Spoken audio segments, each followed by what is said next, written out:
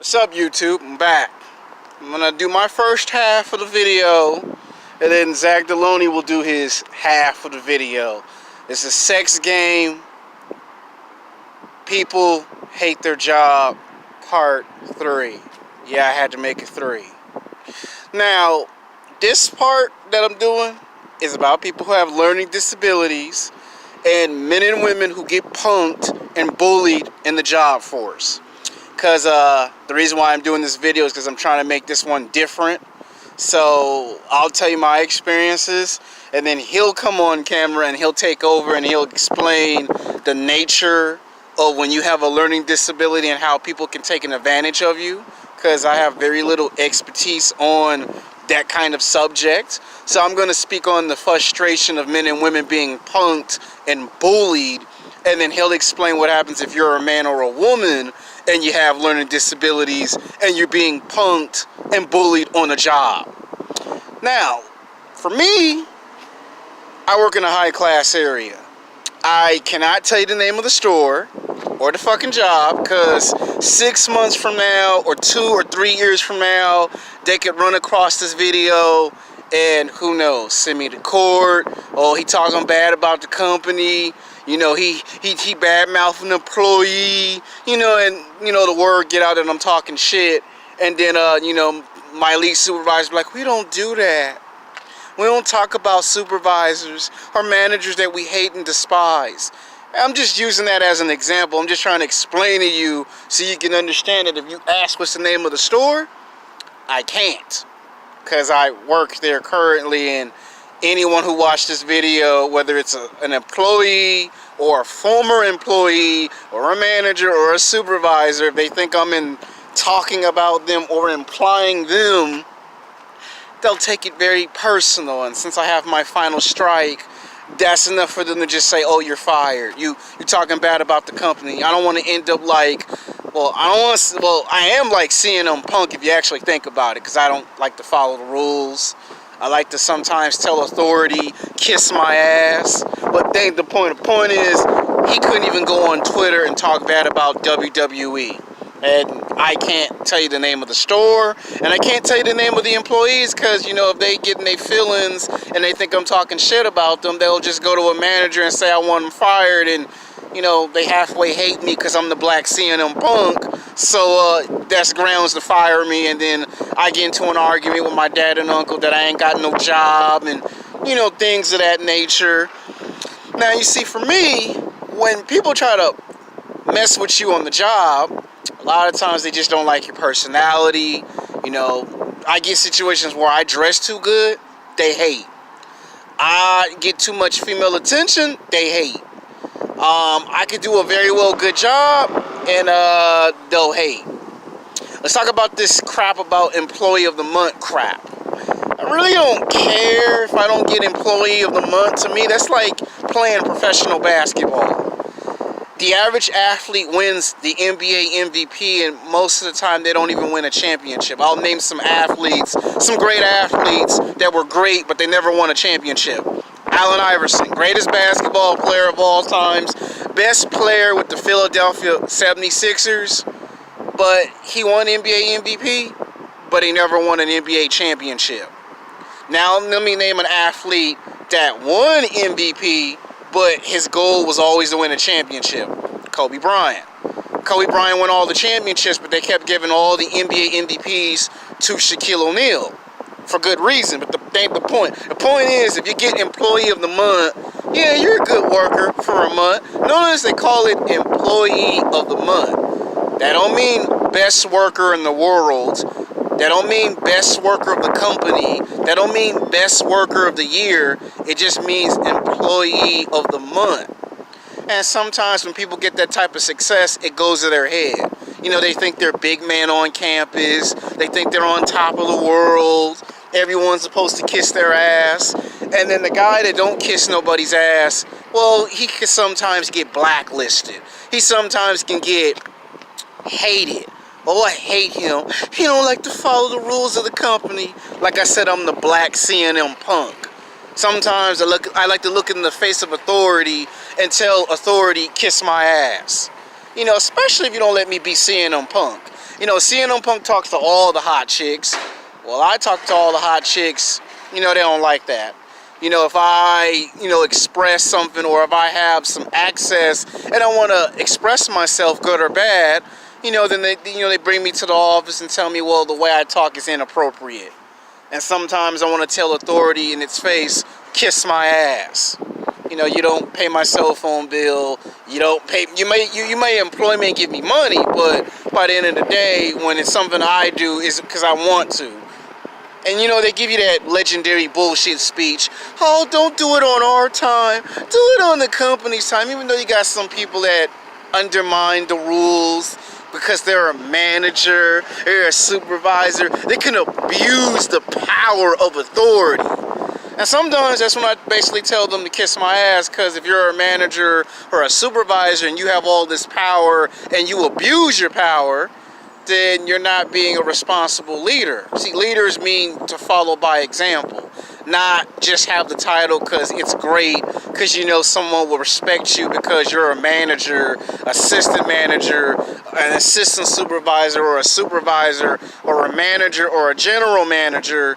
Just because you have those titles don't mean you can abuse the power and the authority. See, we live in a world where people just abuse stuff once they get it. They get a nice car, they forget that all the responsibility goes with a car. They get a house or an apartment, they forget the responsibilities that comes with a house or an apartment.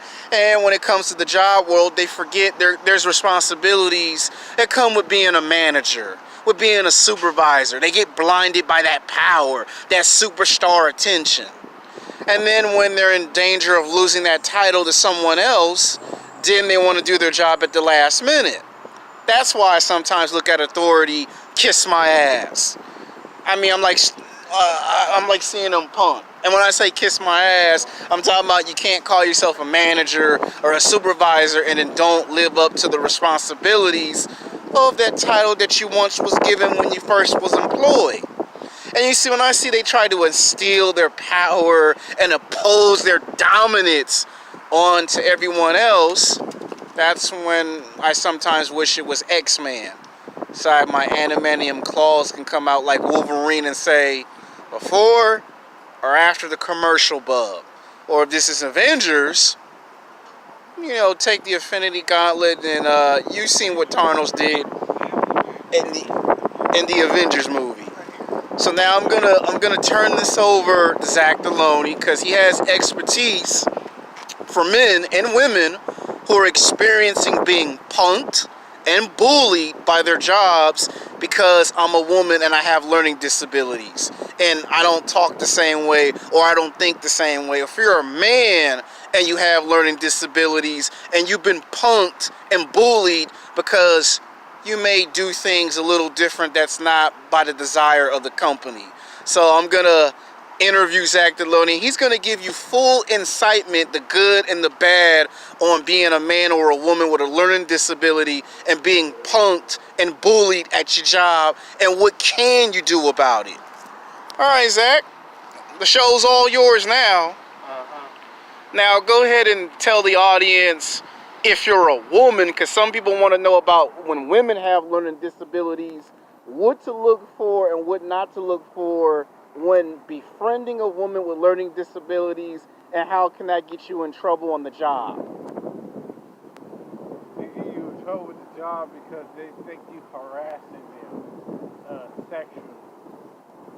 And once you harass them sexually,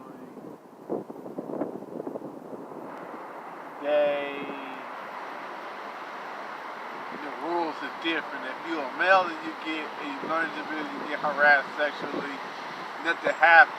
They just think, oh, the girl like you, shut up and do your job. If it's a woman, it's like, oh my God, he's a creep, he's a weirdo, he's this, he's that. So what you're saying is that it's okay for a woman to sexually justify a man, but it's wrong for a man to sexually justify a woman. Even if a woman has a learning disability, she can kind of get away with some stuff. But if a guy has a learning disability, he's not pretty much allowed to get away with anyone because it's based on company rules. Yep. So is that sexism, or is that a rule in place where both parties have to follow the rules? That's sexism. Okay, why you say that's sexism? Because you put in one gender above another gender. Okay, but we got the Me Too and we got feminism, and you got some people at work that do strongly believe in these movements. So how can that affect you if you speak out against a certain movement that you don't like? How can that affect your job? You can be blackballed, you can be blacklisted, you can get Look into the fired, camera. You can get fired, you can get blacklisted. Okay, first talk about being blackballed. How's being blackballed if you don't like feminism or if you don't like the Me Too movement? Because they can go to your job and say that you anti-woman. Or they can go and find out what your job is and say that you anti-women. Okay, what about if you like young, attractive women, and every time you talk to young, attractive women, you don't talk to them, but they talk to you, and you get in trouble, but they don't? What is that about? It's pretty much the rules set at work. You're not supposed to talk about stuff that's not related to the job. Okay, but what do you think about managers and supervisors who contradict themselves? They do that. It's bullshit. Okay, why you say it's bullshit that it's okay for them to... Okay, I'll give you an example, and then you can give me the answer. Let's say a manager brings his girlfriend to his job site and basically brags to everyone that this is his girlfriend, but when you try to talk to a girl that comes into the store to buy some clothes, you get brought into the office because you're trying to suggest the idea that she can give you a phone number, but when the boss does it, it's okay. That's being a hypocrite. Okay, what about when somebody celebrates a birthday party and they bring some gifts for the employees, but if you were to do it, it could come off as an insult? Like, let's say there's a girl at your job that has a birthday. And let's say you decided you wanted to throw her a birthday party at work because you figure you know her for 4 years, and you ask for permission, and when you do it, nobody complains, but then you get a complaint that there was some stuff at the birthday party that was inappropriate, but when the boss does it, it's similar, but there's no complaint. It's called it depends on your status or position at the job. If you're the lowest of the totem pole, expect that to happen. If you're high up the totem pole, nothing's gonna happen. Okay, let's talk about if you're a man, how do you deal with being bullied on the workplace? You